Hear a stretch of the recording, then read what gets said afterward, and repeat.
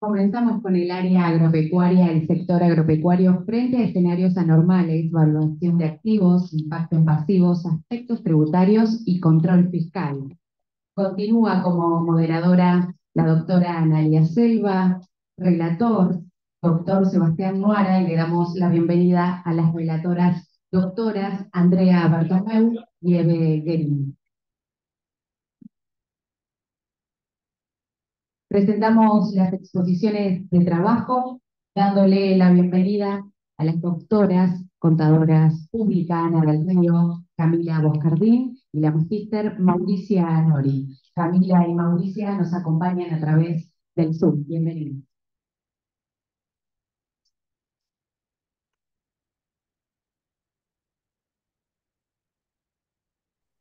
Hola, buenos días. Estamos desde nuestra casa, desde Bahía Blanca, compartiendo estas jornadas con ustedes. Y bueno, les vamos a presentar este trabajo. Nosotras pertenecemos a la Universidad Nacional del Sur, a la Cátedra de Actuación Profesional en Empresas Agropecuarias. Y bueno, que trajimos un trabajo a las jornadas sobre el impacto de posibles alternativas a adoptar frente a un escenario de sequía en el partido de Bahía Blanca. Nosotros estamos ubicados acá, en el sudoeste bonaerense, en el partido de Bahía Blanca y Coronel Rosales, una zona que es muy propensa a la sequía, o sea, nosotros tenemos mucha más variabilidad climática y muchos momentos de sequía más que ustedes. Entonces, tenemos una suficiente cantidad de datos para poder hacer balances forrajeros y estimaciones para poder visualizar cuál sería el impacto de distintas alternativas que en general toman los productores de esta zona, de acuerdo a un relevamiento que ha efectuado el INTA. Entonces, usamos para la evaluación de este modelo un campo que utiliza la tecnología modal planteada por el INTA, que es la más utilizada, que tiene las características que pueden ver en este cuadro, donde los productores hacen un 70% de ganadería y un 30% de agricultura. La ganadería es un sistema de cría y la agricultura es cosecha fina, en general trigo. El planteo productivo fue diseñado sobre un establecimiento de 629 hectáreas, que es el establecimiento promedio de nuestra zona, de acuerdo a un relevamiento que ha efectuado la Universidad Nacional del Sur, el Departamento de Agronomía, y planteamos que se trata de una persona jurídica con un cierre de ejercicio el 31 de diciembre, que está inscrito en CISA en estado 1, y que está inscrito también en el registro de la cadena de comercialización de carne. Y como tiene como única actividad la primaria, hace una liquidación del IVA anual. Entonces, lo que vamos a evaluar es cómo impactan las distintas alternativas que puede tomar el productor tanto en el impuesto al valor agregado como en el impuesto a las ganancias, proponiendo una planificación fiscal, ¿no? Previendo qué puede suceder si tomo una u otra alternativa. Por supuesto que estas alternativas están sujetas a cuestiones coyunturales, ¿no? Como pueden ser los precios relativos del momento. Nosotros nos centramos en el año 2022 y primero planteamos la alternativa 1 para poder comparar cuál sería la producción en un año promedio donde no hay sequía eh, y teniendo también la particularidad de que se confeccionan rollos con el sobrante bajo la modalidad de aparcería al 50%, que es la modalidad que se utiliza en nuestra zona. Bueno, ahora la dejo a Camila que les cuente las alternativas. Bueno, primero, buenos días. Segundo, como ya dijo Mauricia, nosotros íbamos a plantear 10 alternativas para hacer frente a una situación de sequía. El campo que nosotros estamos analizando se dedica en un 70% a la ganadería y en un 30% a la agricultura. Lo que nosotras planteamos fueron 6 alternativas para la actividad ganadera y 3 para la actividad agrícola. Dentro de las alternativas para la actividad ganadera, En primer lugar, tenemos la alternativa de vender los terneros al destete y luego comenzar a cubrir la falta de alimento con rollos que tenemos en stock propios e ir comprando rollos nuevos para cubrir ese déficit. Luego, otra alternativa que planteamos es vender los terneros al destete y llevar 90 vacas, que serían 40% de las madres que nosotros tendríamos, y realizaríamos un contrato de pastoreo a unos 100 kilómetros del establecimiento, que nos llevaría unos 7 kilogramos por hectárea de novillo. Luego, otra alternativa que les podemos plantear es la opción de vendo los terneros al destete y en el mes de enero vendo las madres. Ese dinero lo invierto, lo pongo en un plazo fijo para que me genere rendimientos y en el mes de septiembre realizo la compra de las madres nuevamente con garantía de preñez. Tratamos de que las compre en septiembre para que la empresa, debido a que cierra ejercicio el 31 de diciembre, no me vea impactar esa compra en el cálculo del CERA. Como alternativa 5, les podemos plantear la opción de vender los terneros al destete y alimentar al resto de los animales con rollos que se tenían en stock, que se habían producido años anteriores, en años normales. Ahora me apague. La alternativa 6 es vender los terneros al destete y realizar un contrato de capitalización de Hacienda, donde también le vamos a dar 90 vacas, por lo tanto, luego, cuando nazcan los terneros, le vamos a dar el 50% de la producción, más o menos entre 40 y 45 terneros, que sea un 20% de nuestra producción que vamos a perder. Y como alternativa 7 y última alternativa para la actividad ganadera es, vendemos el 50% de los terneros y llevamos los terneros que tenemos y las madres, las 90 madres, a pastoreo a un campo más grande que el de la alternativa 3, que era solo llevar 90 madres. Luego, si tenemos que dar alguna alternativa para la actividad agrícola, le podemos decir al productor que trate de no cosechar la sementera, entonces al cierre obtenemos un certificado de emergencia y la vamos a evaluar al 50%. Otra alternativa es, debido al bajo rendimiento que se llevaría si lo cosecharon, es realizar rollos. El valor que se le va a asignar a esos rollos es el valor de todas las inversiones que se tuvieron que incurrir para poder obtenerlos.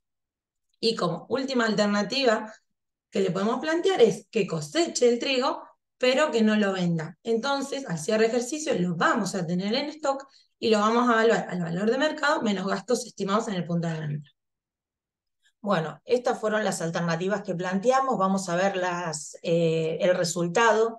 Esto que les estoy mostrando acá es un análisis de caja, de flujo de fondos de ingresos menos egresos, para ver cómo nos queda la ecuación de ingresos menos egresos, y vemos que en las alternativas 3 y 7, que son las de pastoreo, la ecuación nos da negativa, o sea que no nos va a alcanzar los ingresos del año para poder pagar el pastoreo. Vamos a tener que recurrir a fondos que hayamos tenido ahorrados.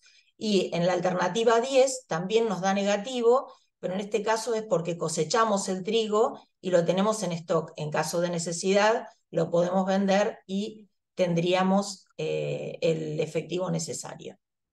Bueno, ahora vamos a hacer un análisis del impuesto al valor agregado. En el impuesto al valor agregado, la primera alternativa que vemos acá es la 1, que es la promedio. En esta alternativa, generalmente el productor va a tener un saldo a favor del fisco en los meses de marzo, que es cuando tiene la zafra de los terneros, y en el mes de junio, donde vende a las vacas de refugo.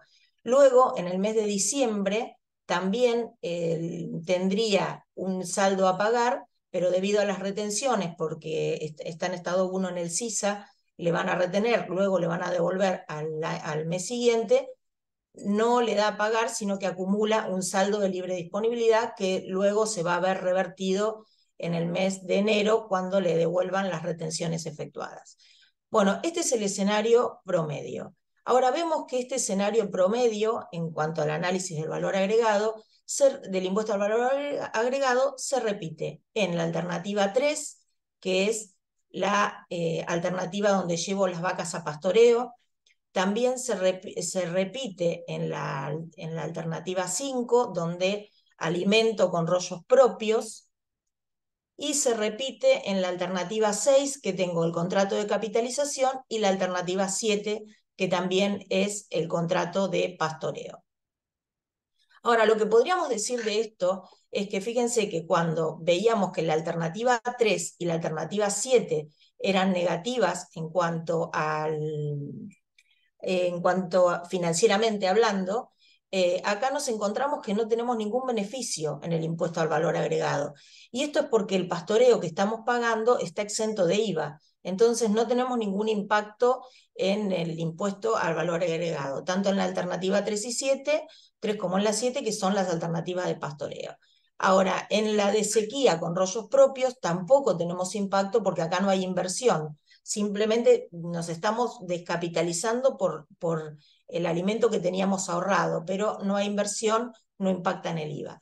Y en cuanto al contrato de capitalización, tampoco tenemos impacto, porque aquí simplemente lo que estamos haciendo es difiriendo el impacto de la sequía al año siguiente, que vamos a tener que desembolsar, digamos, la mitad de las crías, si bien no las estamos pagando, pero vamos a recibir menos ingreso por la mitad de las crías que nos van a dar esas vacas que sacamos del campo porque no teníamos para alimentarlas y que vamos a tener que privarnos de la mitad de ellas.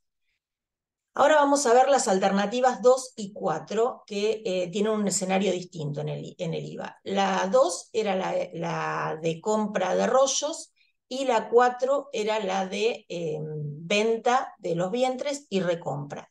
En estas dos alternativas vemos que se acumula saldo a favor técnico, lo cual tenemos que tener cuidado porque en una situación donde la actividad no es muy rentable, este saldo a favor técnico se puede llegar a ser crónico y eso sería muy perjudicial por el tema de la inflación, en donde este saldo se vería licuado.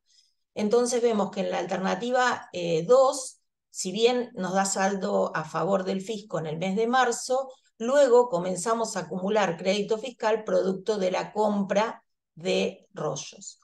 Y en el escenario de compra y recompra, de venta y recompra del plantel, vemos que tenemos un gran saldo a pagar, o a favor del fisco, mejor dicho, en el mes de enero, y luego se produce en el mes de marzo, donde tengo la venta de los terneros, pero lo interesante de esta propuesta es que el gran saldo a favor del fisco nos da en enero, con lo cual acá estamos difiriendo todo el año, porque recién en enero del año siguiente va a ser cuando tengamos que pagar este saldo, y en este caso la inflación nos jugaría a favor. Y también otro detalle a observar es que el saldo a favor, en el caso de la compra de rollos, nos da 600.000 pesos, en el caso de la recompra de vientres nos da 500.000 pesos, y esto es producto de que el rollo lo estoy comprando con un IVA del 21% y acá estoy comprando al IVA del 10,5%, con lo cual la alternativa 4 resulta ser más ventajosa en este aspecto. Acá tenemos el juego de las alícuotas diferenciales. Y después, en cuanto a las alternativas agrícolas, las tres alternativas son muy similares en el impuesto al valor agregado. No vamos a tener débito fiscal en diciembre porque en ninguna de las alternativas estamos vendiendo. Y en la alternativa de que cosecho pero no vendo, tengo un aumento en el crédito fiscal, sí, o sea, en el saldo técnico, producto de la cosecha, pero esto se va a ver morigerado, me lo voy a absorber absolutamente si ya vendería en enero, me voy a absorber ese crédito fiscal, con lo cual no tendría perjuicio. No así acá, en donde tengo rollos y todavía no coseché. Bueno, cuando coseche, acá sí, también, al mes siguiente lo voy a ver resuelto. Bueno, vamos a ver ahora el tema del impuesto a las ganancias, ¿no? Este análisis también es muy interesante. Acá vemos la alternativa 1, que es la que cuando no hay sequía, es una alternativa en donde me da a pagar. Las otras alternativas que me dan a pagar son la alternativa 5, que era la de compra de rollos propios, porque acá no tengo tanto gasto, porque tenía capital que lo fui absorbiendo. Y también me da a pagar la alternativa 6, que es la de llevar las vacas a capitalización, porque tampoco consumo tanto en compra de pasto, porque difiero el impacto para el año siguiente, y en la alternativa 10, donde tengo el trigo cosechado, y al evaluarlo a fin de ejercicio también me va a dar un saldo a pagar positivo. Ahora, dentro de las alternativas que no me dan a pagar, vemos que son la del pastoreo, la 2, no, perdón, la 2 era compra de rollos, la 3 es la del pastoreo, la 2, si bien no me da a pagar, bueno, tengo a producto del impacto del ajuste por inflación, porque vemos que nos da un resultado al final del ejercicio positivo, pero el impacto del ajuste por inflación hace que finalmente acumulemos un quebranto, y en la alternativa de pastoreo vemos que ya nos da pérdida el resultado del ejercicio, y más el impacto del ajuste por inflación nos da más pérdida todavía. Esto tenemos que tener cuidado, porque estos saldos a favor luego sabemos que no se ajustan, por lo tanto van a quedar totalmente licuados al ejercicio siguiente. Y otro que nos da un saldo negativo, pero un saldo pequeño, con lo cual podríamos decir que es casi neutro, es la alternativa de venta y recompra de vientres. Esta alternativa para el impuesto a las ganancias es una alternativa muy buena, porque fíjense que tenemos un costo de venta de la hacienda muy alto, producto del diferimiento que hacemos con la compra de los vientres, mientras que tenemos los otros vientres valuados al costo fijo. La compra de los vientres nos impacta favorablemente, porque las valuamos al valor que entran al patrimonio. Entonces esto nos aumenta el costo de ventas, y nos termina generando que vamos a tener un saldo, un quebranto, digamos, un saldo a pagar, pero no es, perdón, un quebranto impositivo no nos da a pagar, pero este quebranto es pequeño al lado de los quebrantos que tenemos en la alternativa 2 y en la alternativa 3. Por lo tanto, esta nos pareció una de las mejores alternativas. Aunque a veces al productor no le gusta mucho desprenderse de su plantel, pero realmente vemos que si nosotros en ese momento que nos desprendemos del plantel hacemos alguna inversión financiera con el dinero, como puede ser comprar dólar MEP o comprar un plazo fijo, como habíamos planteado, alguna alternativa financiera para el resguardo del poder, de la pérdida del poder adquisitivo del dinero, y luego lo vendemos para comprar vientres, quizás podamos comprar vientres en una cabaña en donde nos ayude a mejorar nuestro plantel, y además nos aseguramos que ya la vaca viene preñada, con lo cual al año siguiente vamos a tener los terneros como para poder resolver el déficit que hemos tenido en el año de sequía. Por lo tanto, esta es una de las alternativas que más nos gustó. Y también la alternativa de capitalización, donde si bien nos da a pagar el impuesto, no pagamos demasiado impuesto y estamos difiriendo el costo de la sequía el año siguiente, dejando de vender un 20% de los terneros que hubiéramos tenido. Pero si, por ejemplo, ese año decimos, bueno, no reponemos vientres, vendemos lo que hubiéramos vendido en un año normal, pero no nos quedamos con vientres para reponer, que más o menos se repone el 20% del plantel, podríamos esperar al año siguiente y así ayudarnos a recomponer el tema de la sequía. Bueno, la alternativa 7 es la peor, que es la de pastoreo, llevando parte del plantel de terneros y las vacas. Ese no es recomendable. Y en cuanto a las alternativas agrícolas, vemos que el hecho de tener la cementera, o en este caso los rollos, que los podemos evaluar al valor de la cementera, siempre va a ser más beneficioso que el hecho de tener ya el trigo cosechado y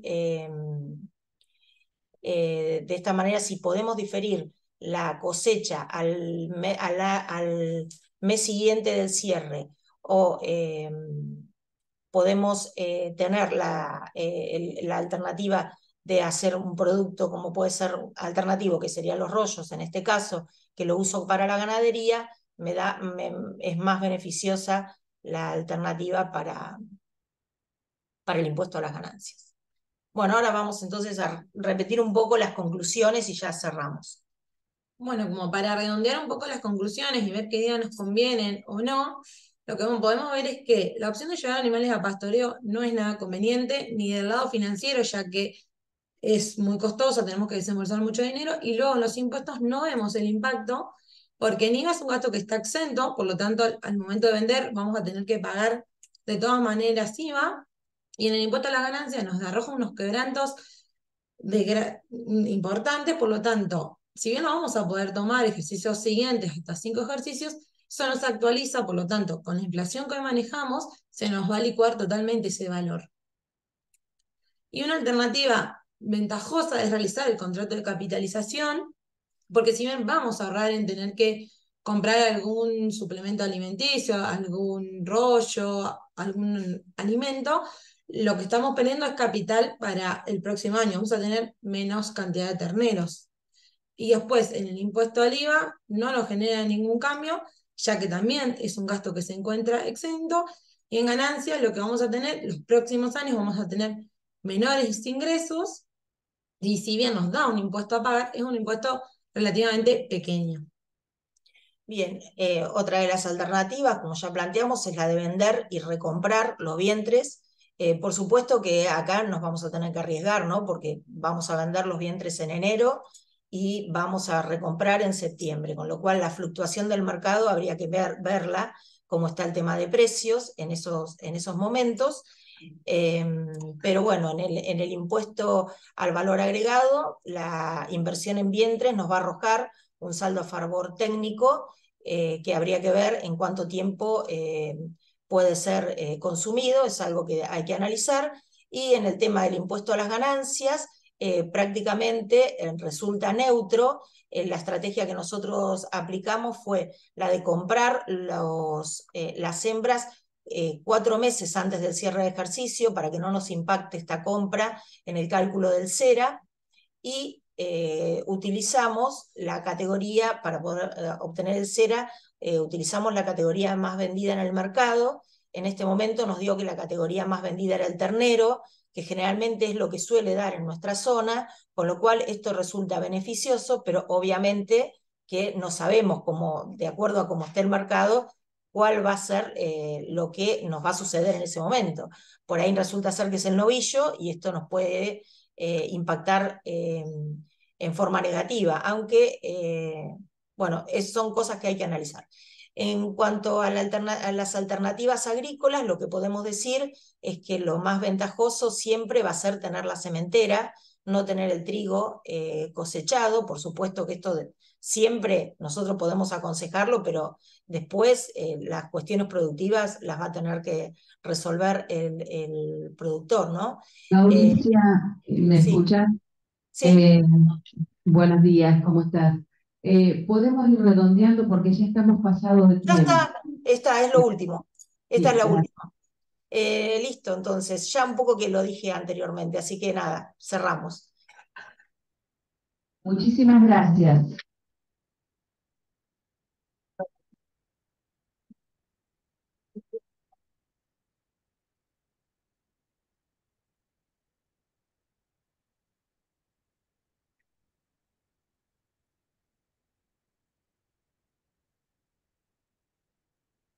Bueno, ahora vamos a escuchar la presentación del trabajo de la doctora Ana del Río.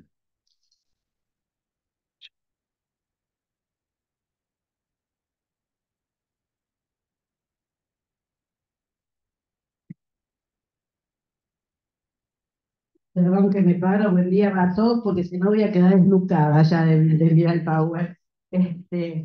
Bueno, el trabajo mío es realmente un trabajo bastante especial en donde voy a apuntar a dos temas específicos, porque si no va a ser mañana a la mañana y estamos acá si queremos abordar todos los aspectos o todos los temas evaluatorios ante la emergencia agropecuaria. Primero, no voy a extenderme demasiado, quiero mostrarle y presentarle lo que es el sector agropecuario.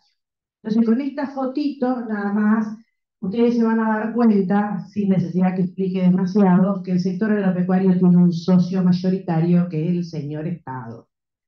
No importa si gana, no importa si pierde, por las dudas retenemos antes, por las dudas vamos juntando desde el punto de vista del Estado, se va juntando ya a través de sus impuestos la participación que el Estado considera que debe tener. Ahora, lo que está, no lo podemos cambiar. Entonces, ¿qué puede hacer el productor ante estas situaciones? ¿Cómo reaccionan? No nos cuenten cada cual la reacción que tienen los productores sentados frente a ustedes cada vez que tienen que pagar un impuesto. Ahora, ¿tiene herramientas el productor para mitigar un poco ese fuerte impacto impositivo en épocas que no son normales?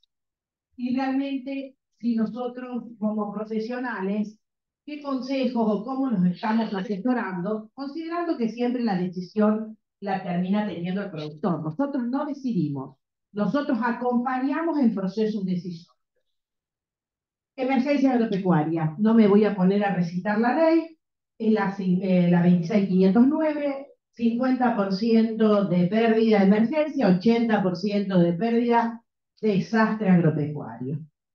Este año muchos de nosotros hicimos planteos de emergencia agropecuaria, algunos muy bien resueltos por parte de los fiscos provinciales, algunos muy demorados, y después empezaron a surgir un conjunto de reglamentaciones, de decretos, que el 5350, que el 113, y leímos muchísimos decretos y llegamos a ganancias realmente todos extremadamente agotados. ¿Qué hace esta emergencia? Prorroga los vencimientos de pago de impuestos.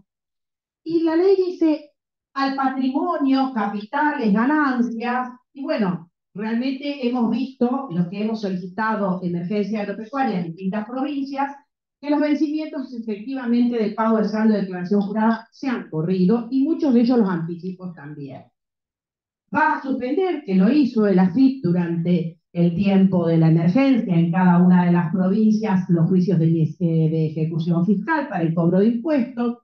Respecto de la venta forzosa de Hacienda, hay tratamientos especiales y diferenciales que están explicados en el trabajo, no lo vamos a explicar en demasía, pero sí vamos a apuntar este tema. Y además, el AFIP podrá establecer la exención total o parcial de impuesto a los bienes personales. Y a los monotributistas tuvo también una consideración especial que está en la normativa, no voy a detenerme al respecto. Ahora, en todos los países del mundo, y lo quiero traer simplemente como dato, cuando hay una emergencia agropecuaria, actúan de la misma manera. Y esto les voy a contar, esta es la única experiencia que tuve con la inteligencia artificial. Y como no tenía tranquilidad, porque digo, no me estará diciendo un verso la inteligencia artificial y yo lo pongo en un trabajo, lo chequeé después. O sea que tuve todo el trabajo porque terminé chequeando. Bueno, pero este es da asistencia técnica en muchos países y sobre todo cuando azota a Europa la sequía en determinados productores, le da asistencia técnica y también capacitación y también en Estados Unidos. Distribución de insumos agrícolas, esto se produce en muchos países de Europa, se apoya la ganadería, hay programas de recuperación económica, también en épocas de sequía e inundaciones se implementan medidas para gestionar el uso de agua. Bueno, y en el trabajo está muy explicitado, que les aconsejo que lo lean cuando tengan un ratito de tiempo. También en muchos países del mundo lo que se trata es que el productor agropecuario sea un productor agropecuario integral. Entonces se le da herramientas para que si una parte de los activos biológicos que él está produciendo esté fallando, la otra parte la tenga como reaseguro. Muchos de nosotros este año hemos procedido, y años anteriores así, con muchos clientes. Entonces, lo que no daba la agricultura terminó dando la ganadería, y eso lo que llevó a tratar de tener un leve equilibrio fiscal. Ahora, desde el punto de vista del productor, vamos a analizarlo, cómo trata de mitigar realmente esos efectos económicos y financieros, y sobre todo el impacto que tienen los tributos dentro de su economía. Pues bien, hay seguros que se pueden contratar. Nosotros siempre tratamos de decir que lo fundamental es una planificación presupuestaria y también una planificación financiera. Hemos tenido este año que acompañar a muchos productores que negocien con los proveedores, sobre todo los que tenían contratos cerrados, sobre todo los que tenían contratos de arrendamiento que no podían atender, o ver la forma que los podían atender. El asesoramiento fiscal que nosotros como profesionales de ciencias económicas debemos dar debe ser realmente muy importante para no hacer pagar impuestos en demasía en épocas donde yo le digo o lo llamo de vacas flacas. Pero el tema que vamos a abordar son dos: evaluación de cementeras y ventas por todo. ¿Y por qué elegí estos dos temas? Porque quizás sean los más conflictivos, y porque para mí, en lo que es evaluación de cementeras, la ley tiene un artículo que es el 86, que es sumamente importante. Si yo voy al artículo 56 de la ley de impuesto a las ganancias, ¿qué es lo que me dice? Cementeras se deben evaluar el importe que resulta de actualizar cada una de las inversiones que fueron efectuadas por el productor agropecuario. Me remito al 141 del decreto reglamentario. En el 141 del decreto reglamentario me vuelve a definir todo lo que es cementerio y me dice qué tengo que incluir dentro de esa evaluación de cementerio. Pues bien, veamos también, estamos cuantificando un activo que no sabemos si lo vamos a cosechar o no lo vamos a cosechar. No lo tenemos guardado en un silo, no hay una certeza. Este año se dio que la inversión no estuvo acorde a lo que nosotros cosechamos, pero fíjense que pasaría, como en muchos casos, que la gente no ha podido levantar absolutamente nada. Y estoy evaluando una cementera en la que estoy segura, porque a la fecha que liquidé impuesto a las ganancias este año, yo ya sabía que no había levantado nada. Y acá hay un importante artículo, que es el 86 de la ley de impuesto a las ganancias, en donde dice: de las ganancias de la categoría de primera, segunda, tercera y cuarta, con las limitaciones propias de esta ley, se podrán deducir las pérdidas extraordinarias sufridas por caso fortuito o fuerza mayor en los bienes que producen ganancias, como incendios, tempestades u otros accidentes o siniestros, en cuanto no se tuvieran o no estuvieran cubiertos por seguro. Para mí es de fundamental importancia este artículo 86, y por eso lo quise dejar reflejado en el trabajo, porque realmente si un productor inclusive lo habilita el artículo 56 cuando habla del valor probable de realización de una cementera, y si el probable valor de realización es 0 porque no se cosechó, ¿cuál es la evaluación que se le va a dar a esa cementera para que el productor agropecuario que no pague impuestos, pague los impuestos que corresponde a la actividad que está desarrollando y al resultado que va a obtener? Pues bien, si nosotros no utilizamos ese famoso artículo 86, o no utilizamos lo que nos dice el artículo 56 de la ley de impuesto a las ganancias, no solo que va a pagar impuestos por demás, sino que va a pagar también anticipos, que es un anticipo tributario respecto de los impuestos que va a tener el próximo año de una cosecha que no va a vender, porque los granos no los va a tener.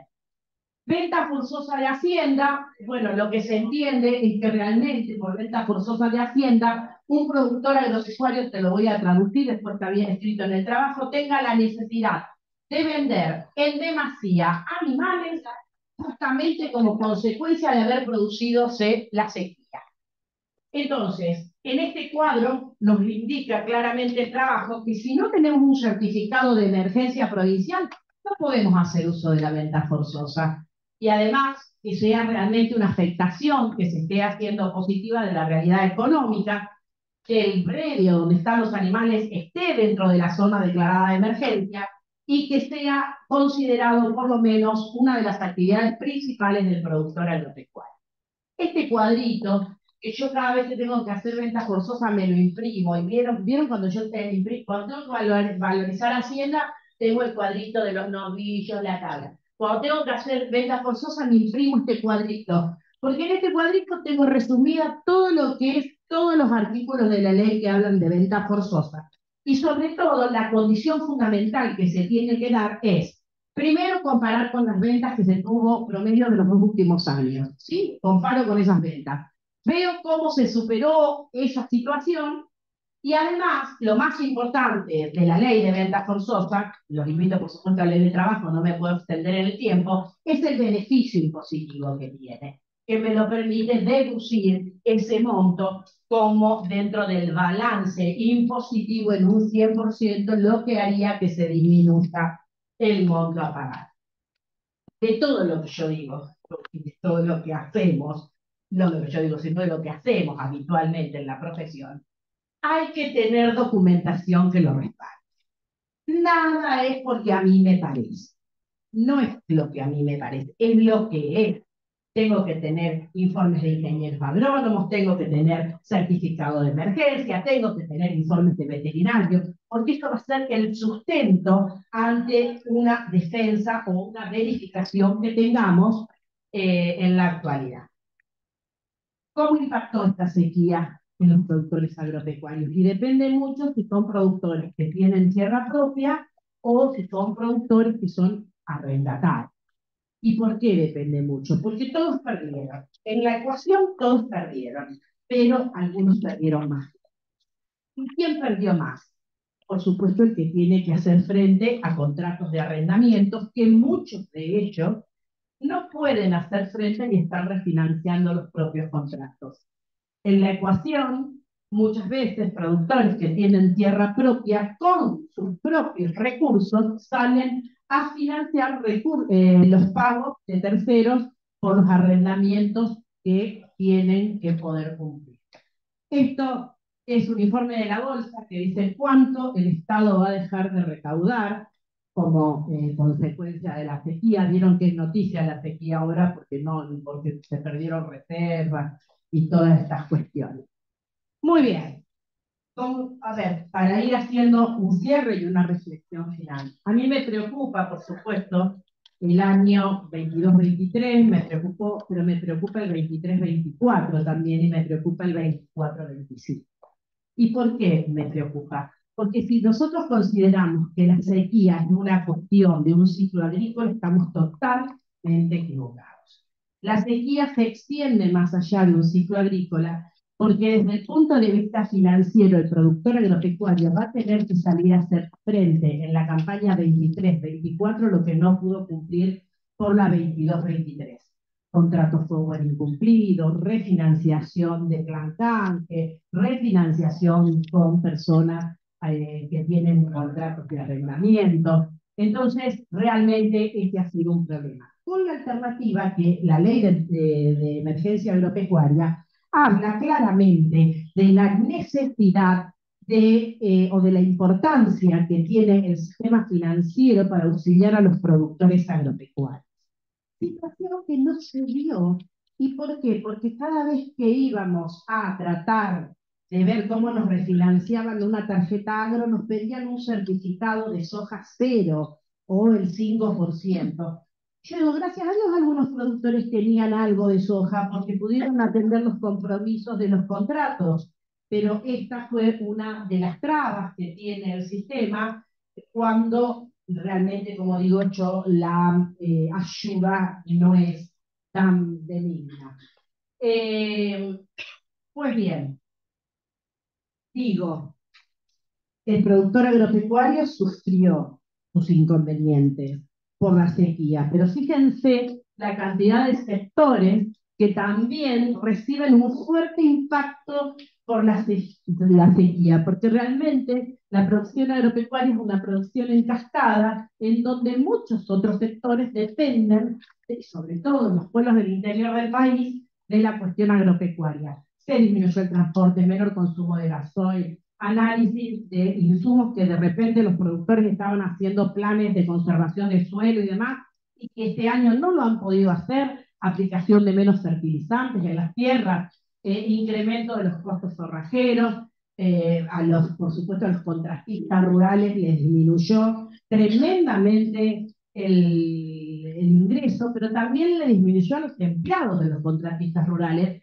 porque muchos de ellos reciben un porcentaje o sea, por recibo de sueldo no, pero otros reciben un porcentaje, muchas veces por la tarea desarrollada, ¿no es cierto?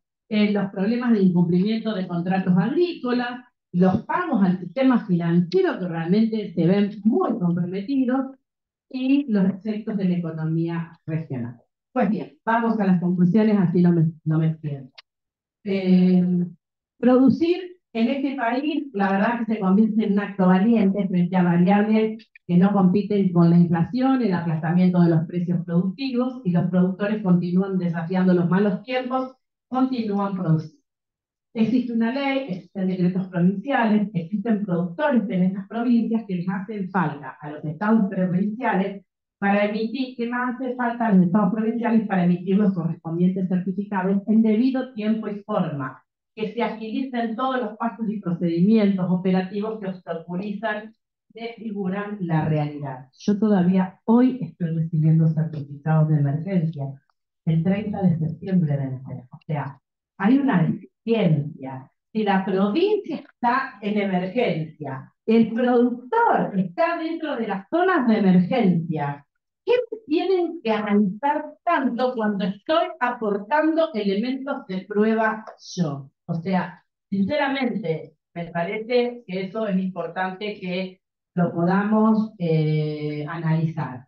Atento a la preceptuado la 26509, es necesario que se adecúen los sistemas tributarios para lograr mayor agilidad y eficiencia en la caracterización general de los productores en emergencia o desastre. Resulta que estas caracterizaciones fueron por provincias. Hay productores que tienen campos en provincia de Santa Fe, provincia de Córdoba, provincia de Buenos Aires. En uno le salió la emergencia antes, en el otro le salió después, y con la caracterización de la emergencia nos preguntaban antes de la presentación de declaración jurada, ¿y cuándo va a vencer? Y no sé, espera que presente y te digo, porque depende de la provincia, eran las fechas de emergencia. Lograr una clara y concreta definición de ciclos productivos provinciales en las declaraciones de emergencia, que desde el punto de vista financiero se prevea la necesidad de asistencia sin exigencia de emisión de certificados, ya que el productor se encuentra en emergencia y debe arbitrar los mecanismos financieros necesarios a los efectos de no incumplir con sus obligaciones, el tema de soja cero, e introducirse en el negocio particular de los privados sin derechos constitucionales algunos. Que desde el punto de vista fiscal se considere la previsión de este tipo de situaciones con imputación a pérdidas en los periodos fiscales declarados en el mercado. Que se proceda a la realización de mapeos de riesgo por cultivo, por zonas productivas, y se prevea la mitigación en los mismos, creando fondos de reservas para estas situaciones, con los derechos de exportación que de por sí le retienen a los productores. Que existan leyes e incentivos fiscales para productores que realizan políticas de conservación de suelo, prácticas agrícolas ganaderas sustentables, entre otras. Y que desde el punto de vista financiero se cumplan los dictados por la ley 26.509 respecto al otorgamiento de créditos a tasas especiales a los efectos que los productores puedan encargar las campañas productivas. El Estado Nacional auxilia con reducción de derechos de exportación a los productores en estado de emergencia y desastre agropecuario a los efectos de poder encarar las próximas campañas, que el trámite de ventas forzosas sea por aplicación directa y que solo se indique en la presentación de la declaración jurada al periodo aceptado. Que exista la posibilidad de amortización acelerada, 2 ejercicios en la compra de bienes de uso dedicados a la producción, con trámites simplificados, y que en el caso de la carga de los IP5, capacidad productiva, en este año tan particular se tenga en cuenta que los productores cuentan con certificado de emergencia y que dicho sistema se encuentre adaptado a la caracterización fiscal que contemple dicho estado anormal o de desastre. Me pone muy nerviosa cuando pico en el IP5 y me sale un cartelito que no cumple con los rindes estándares de la zona y estoy en emergencia. Lo pongo porque me pone nerviosa a mí. A mí me pone nerviosa y que se permita a los productores agropecuarios caracterizados en AFIP solicitar reducción de anticipos fiscales sin tener que aportar elementos de prueba, ya que la declaración de emergencia es motivo más que suficiente para la solicitud de la misma. Muchísimas gracias.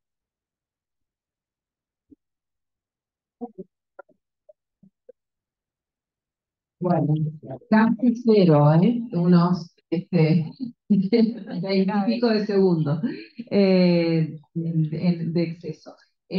Vamos ahora.